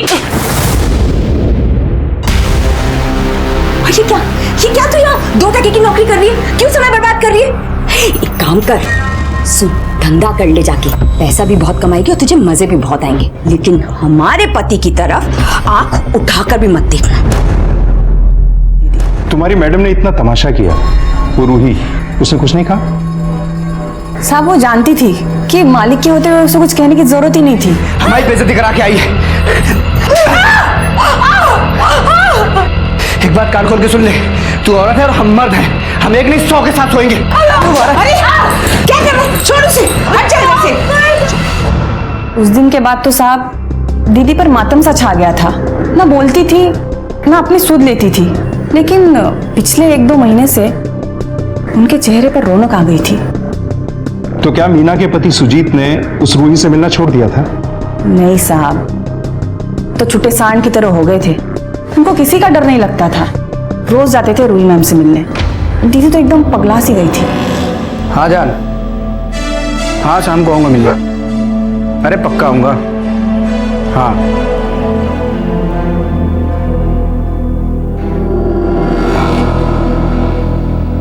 दीदी आपकी हालत देख के ना हमको बहुत दुख हो रहा है। अब ज्यादा दिन दुख नहीं रहेगा, क्योंकि मुझे तरीका मिल गया है उस रूही को अपने पति से अलग करने का। कौन सा तरीका? जब काम हो जाएगा तो बता देंगे, लेकिन तब तक एकदम चुप, किसी से कुछ मत कहना। ऐसा क्या तरीका मिला था मीना को? पता नहीं साहब, वो बताने से पहले दीदी गुजर गई। ठीक है, तुम जाओ, कुछ पूछना होगा तो फिर बुलाएंगे। सर, पोस्टमार्टम रिपोर्ट आ गई है। देखो मिश्रा। सर, इस पोस्टमार्टम रिपोर्ट के हिसाब से मीना की मौत 1 बजे से 4 बजे के बीच में हुई है, और सर पर 2 महीने पुरानी चोट के निशान भी हैं। सर ये देखिए, वोकल कॉर्ड पे अंदरूनी इंजरी के निशान है, और सर ऐसे ही निशान 2 महीने पहले के भी हैं सर। हो सकता है कुछ दिन पहले भी उसने सुसाइड अटेम्प्ट किया है। बॉडी में कोई नींद की या बेहोशी की दवा मिली? सर बॉडी एकदम क्लीन है। इसका मतलब है कि मीना ने सच में सुसाइड अटेम्प्ट किया है, लेकिन मीना ने कोई सुसाइड नोट नहीं छोड़ा। आमतौर पे सुसाइड करने वाले विक्टिम सुसाइड नोट जरूर छोड़ते हैं। उस रस्सी के बारे में कुछ पता चला? नहीं सर, पूछताछ जारी है। जरा इसके पति के बारे में भी पता करो। सुजीत के मुताबिक उस दिन वो होटल में था, वहां का सीसीटीवी फुटेज चेक करो, देखो वाकई वहां था या नहीं। सर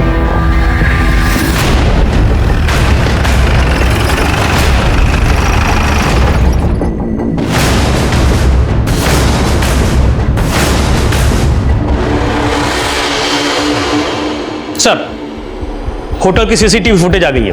लगाओ।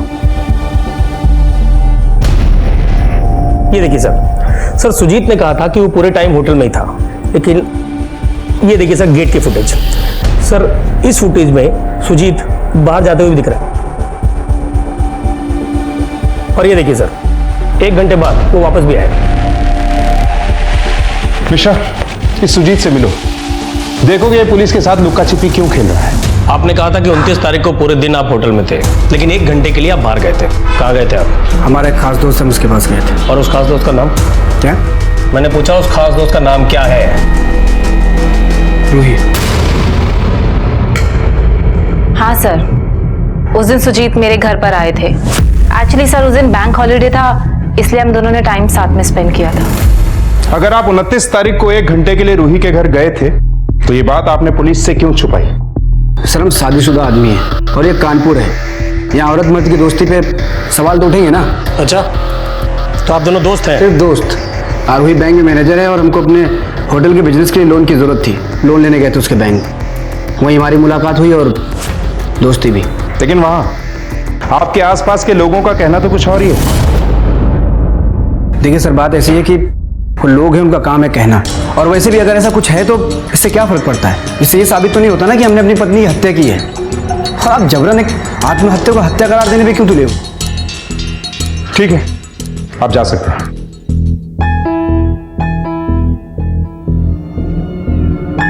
मिश्रा, जहां ओवर कॉन्फिडेंस होता है ना, प्रॉब्लम वहीं से शुरू होती है। ये सुजीत और रूही दोनों के कॉल रिकॉर्ड्स निकलवाओ, देखो कि उस दिन इन दोनों की लोकेशन क्या थी। Okay sir.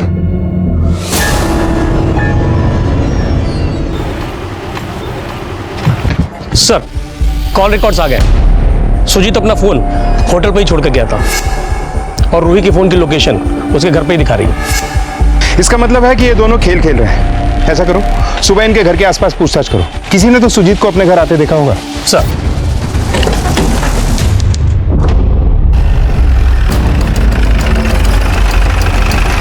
उनतीस तारीख को सुजीत माँ और बेटी के साथ बाहर गया था। हाँ सर, हमने देखा था। अच्छा, बीच में सुजीत वापस आया था? ये तो याद नहीं साहब। ठीक है साहब, एक बात बोलूं? बोलो। मुझे लगता है कि मीना भाभी का किसी से कोई चक्कर था। साहब, मैंने कई बार एक आदमी को देखा था, जब घर पे कोई नहीं होता था तभी वो मीना भाभी से मिलने के लिए आया करता था।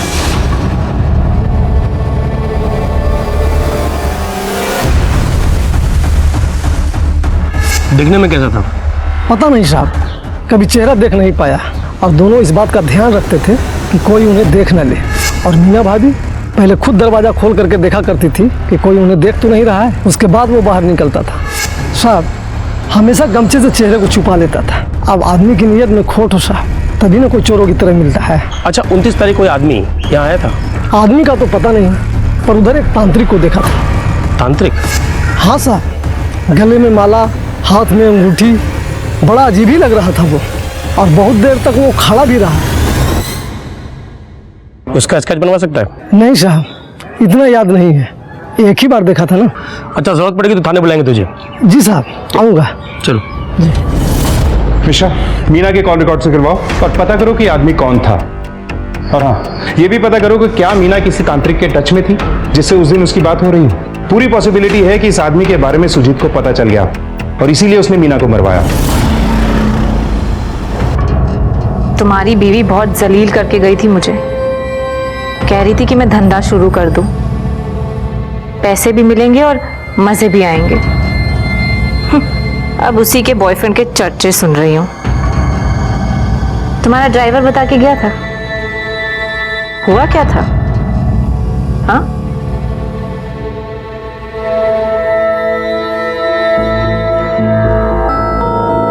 मेरे सामने तो बड़ा मर्द बनते हो तुम, अपनी बीवी को खुश नहीं कर पाए।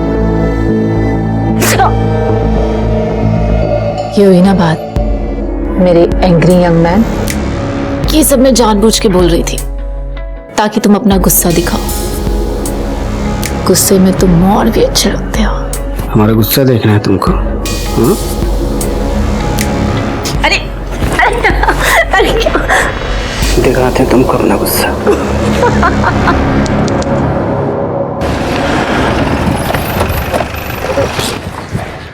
सर, ये है मीना के कॉल रिकॉर्ड्स। अपने नंबर से वो ज्यादा लोगों से तो बात नहीं करती थी, और करती भी थी तो अपने परिवार के लोगों से। सर, मीना के IMEI नंबर की डिटेल से पता चला कि उस फोन में वो दूसरा सिम भी इस्तेमाल कर रही थी, और उस नंबर से वो एक ही नंबर पे कॉल करती थी। हमने पता लगाया तो पता चला कि नंबर फर्जी है। कहीं ये वही आदमी तो नहीं जो मीना से छुप छुप कर मिलने आया था? और ये मीना किसी तांत्रिक के टच में थी क्या? नहीं सर, मीना तो किसी तांत्रिक के टच में नहीं थी। हाँ, लेकिन रूही के कॉल लिस्ट में एक तांत्रिक का नंबर मिला है, उसका नाम भैरव है। भैरव? उठा के लाओ इस भैरव। तुम तांत्रिक हो। मीना के घर से उस दिन हमें राख मिली थी, और वो राख तांत्रिक विधि के लिए ही इस्तेमाल होती है। हमें कुछ नहीं मालूम। और ये तुम लोग यहाँ मुझे क्यों लेके आए हो? अभी पता चल जाएगा। मिश्रा, ये पासबुक तुम्हारी है ना? हाँ। रूही मिश्रा ने तुम्हारे अकाउंट में पैसे ट्रांसफर किए थे। किस लिए किए थे? मीना को मरवाने के लिए, और तुमने उसका काम कर दिया। क्यों? ए बच्चा! ए बाबा, ये बच्चा बोल के गच्चा किसी और को देना। सच उगलवाने की कई विधियां हमें भी आती हैं। मिश्रा, इन्हें उल्टा लटका के जरा इनके नीचे से मिर्ची जलाओ। चल। अरे नहीं, चल। नहीं, साहब, नहीं, साहब, मैं बताता हूँ साहब, मैं बताता हूँ साहब। रूही मैडम मेरे पास आई थी करीब 10 महीने पहले। मीना मैडम को मरवाना चाहती थी मेरी विद्या से। वो बैंक में जाके उन्होंने बहुत बेइज्जती की थी उनकी। इस औरत को खत्म करना है। बेटा, विधि में खर्चा लगेगा। बाबा, आप उसकी चिंता मत कीजिए, बस काम पूरा होना चाहिए। फिर क्या साहब? आप तो जानते हैं ये तंत्र मंत्र विद्या सब ढोंग है साहब। कुछ होता है इससे। मीना मैडम के लिए हम लोग कुछ नहीं कर पाए, और रूही मैडम को हम लोग टालते रहे, लेकिन वो समझ गई। क्या रे बाबा, इतने दिनों से तो मुझे पागल बना रहा, मुझसे पैसे हेट रहा और बोल रहा मेरा काम हो जाएगा। अब तक वो औरत मरी क्यों नहीं? अरे बेटा, थोड़ा समय दो, तुम्हारा काम हो जाएगा। एक बाबा, अपनी जो ये पाखंडीगिरी है ना अपने पास रख। मुझे मेरा पैसा वापस चाहिए। पर बेटा वो पर मुझे कुछ नहीं सुनना, मुझे मेरा पैसा वापस चाहिए बस। हम उनको 3 महीने तक टरकाते रहे साहब, लेकिन बाद में उसने सुजीत से पिटवाने की धमकी दे दी हमको, तो हमने उन्हें पैसे वापस किए। कैश दिया था साहब। हाँ सर, मैंने भैरव को पैसे दिए थे मीना को मरवाने के लिए, क्योंकि सर उसने बहुत इंसल्ट की थी मेरी। मुझे बहुत गुस्सा आ रहा था उस पर। फिर उसके बाद भैरव के तंत्र मंत्र काम नहीं आए तो भैरव ने मुझे मेरे सारे पैसे वापस लौटा दिए। फिर सर मैं चुप होकर बैठ गई। उसके बाद तो मेरा गुस्सा भी शांत हो चुका था। गुस्सा शांत नहीं हुआ था, बल्कि आप सही मौके का इंतजार कर रही थी। सर ऐसी कोई बात नहीं है, आप प्लीज मेरी बात का यकीन कीजिए। यकीन हम सिर्फ सबूतों पे करते हैं मैडम।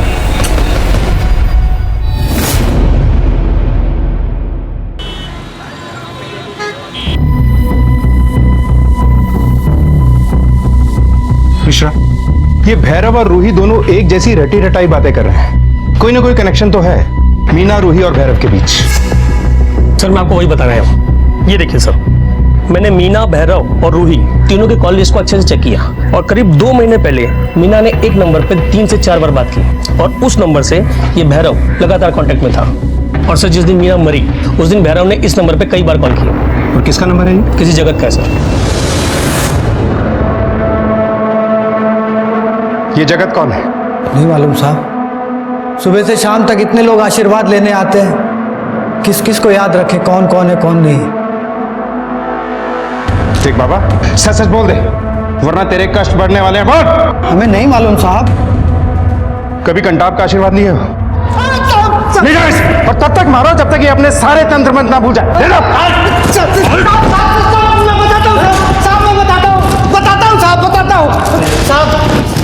साहब जगत मेरा चेला है। मतलब जगत भी एक तांत्रिक है? जी। और मीना जगत से बात क्यों कर रही थी? नहीं मालूम साहब, लेकिन जगत कभी भी फंसता है तो हमें फोन करता है। कहाँ रहता है ये जगत? ओम ह्रीम क्रीम जामुन ओम ह्रीम क्रीम जामुन ओम ह्रीम क्रीम जामुन कौन हमारी पूजा भंग कर रहा है?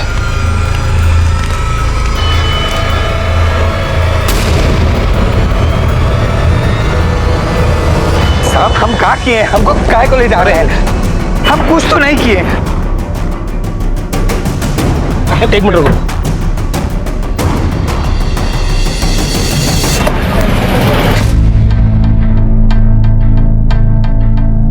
क्या हुआ साहब? इस आदमी को जानते हो?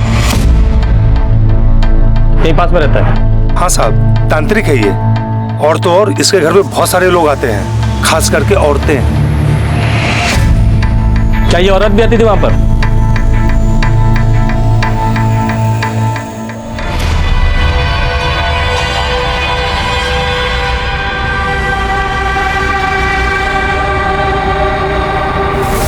हाँ साहब, इस औरत को आते हुए देखा है मैंने बहुत बार। अच्छा, अभी एक हफ्ता पहले ये आदमी आया था रस्सी लेने, ऐसी वजह? नहीं साहब, ये आदमी तो नहीं आया था, पर ये औरत जरूर आई थी। चल। अरे वाह, गुरु घंटाल का काम चेले ने कर दिया। नहीं साहब, हमने कुछ नहीं किया। अच्छा, दिल तो मेरा बहुत कर रहा है कि तेरी बात मान लूं, लेकिन क्या करूं? तेरे खिलाफ सारे सबूत मिल चुके हैं हमें। मीना तेरे घर आती थी, 2 महीने पहले उसने तुझसे फोन पे बात भी की थी, और इस रस्सी की गांठ तेरे पास के दुकानदार ने खोल दी है। तेरे कहने पे ही मीना ने ये रस्सी खरीदी थी ना? हाँ साहब, लेकिन हमको कुछ नहीं पता साहब। हम मीना मैडम से मिले जरूर थे, लेकिन भैरव बाबा के कहने पर। देख जगत, हम पैसे लेके फंस गए हैं। वो रूही बहुत खतरनाक औरत है, तुझे ये काम करना ही होगा। लेकिन बाबा, इसमें हम क्या कर सकते हैं? मैं मीना के बारे में सब कुछ पता करके तुझे बता दूंगा। तू वही बातें उसे बता के उसे बोतल में उतार ले। फिर एक हफ्ते बाद हम मीना मैडम के घर गए, जब उनके घर कोई नहीं था। हम तेरा सारा दुख दूर कर सकते हैं। बाबा बकवास मत कीजिए, आपको अनाज चाहिए हम लाके देते हैं। तेरा पति तुझ पे बहुत जुल्म करता है। 3 दिन पहले तूने अपने पति को डराने के लिए मरने की भी कोशिश की थी, लेकिन तुम्हारे पति को कोई फर्क नहीं पड़ा। सब कुछ तेरे चेहरे पे दिखता है बच्चा, लेकिन मरना कोई समस्या का समाधान नहीं। मरो नहीं तो फिर क्या करूं बाबा? मार दो उसको जिसके कारण ये सब कुछ हो रहा है, मार दो।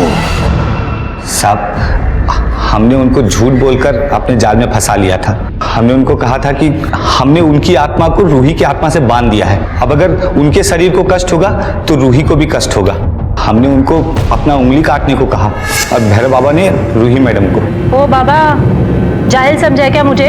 वो मीना होगी जाहिल, मैं नहीं। और अपनी उंगली काट कर मैं खुद को तकलीफ क्यों दूं? अरे मीना को लगना चाहिए ना कि तुम्हारी उंगली कटी है। बाबा, उसके लिए उंगली काटने की क्या जरूरत है? मैं पट्टी भी तो लगा सकती हूँ। मीना मैडम जब भी अपने आप को चोट पहुंचाती, जगत मुझे बता देता और मैं रूही मैडम को बता देता था। रूही मैडम अपने हाथ में पट्टी बांध लेती। मीना मैडम को विश्वास हो जाता कि हमारी विद्या काम कर रही है। और ये मक्कारी का खेल खेल के तुमने उसकी आत्मा को ही निकाल दिया। साहब, मैं मीना मैडम से मिला ही नहीं हूं।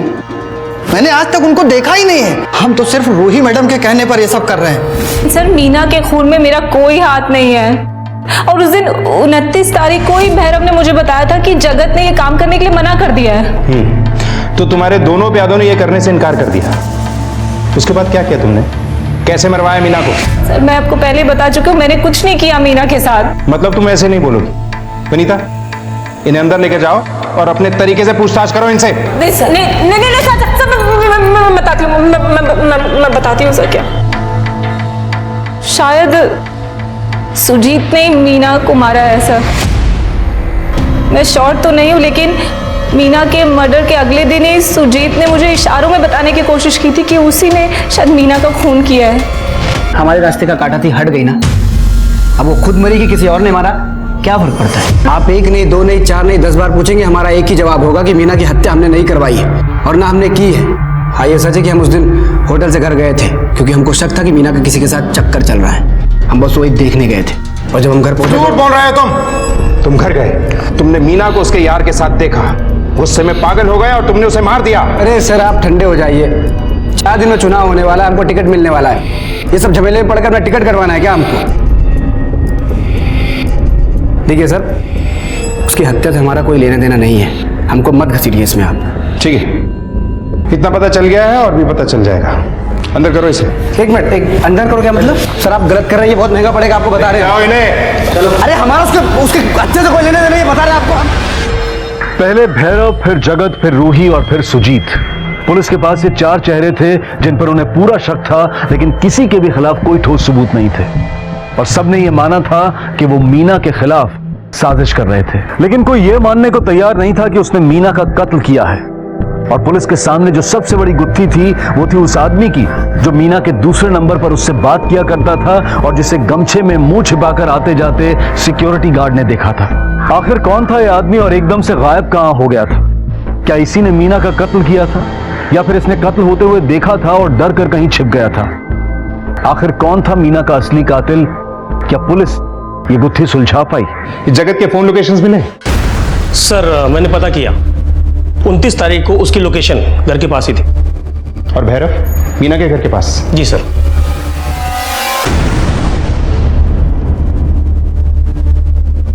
विशा, ये जगत और भैरव दोनों को एक साथ पुलिस स्टेशन बुलाओ।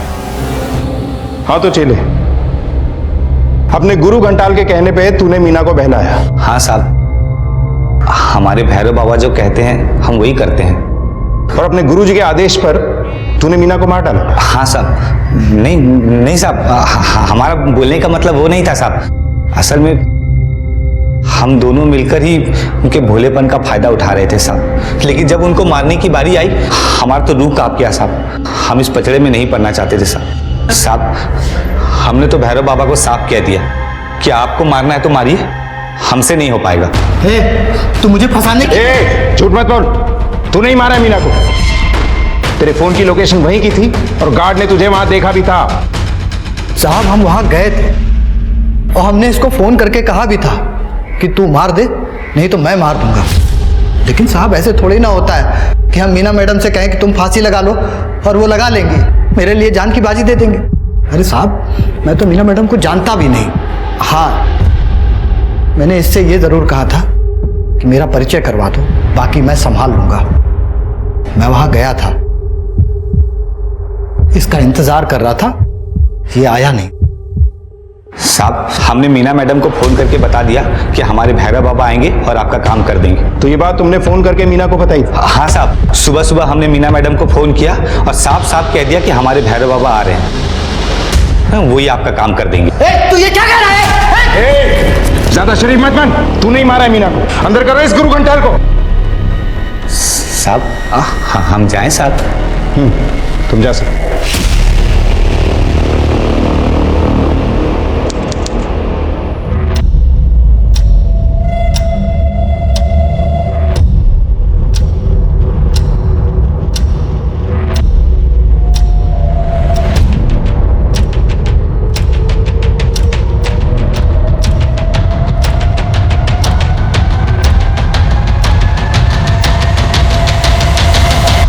साहब हमेशा गमछे से चेहरे को छुपा लेता था। क्या कहा था तूने? कि तूने मीना को फोन कर दिया था कि तू नहीं बल्कि तेरा गुरु आएगा। फोन करके किस नंबर से? तूने अपने नंबर से फोन नहीं किया था और उस दिन मीना के फोन पर कोई भी फोन नहीं आया था। तूने इस मोबाइल से मीना को फोन किया था और इसका सिम कार्ड निकालकर फेंक दिया था, लेकिन मोबाइल अपने पास ही रखा।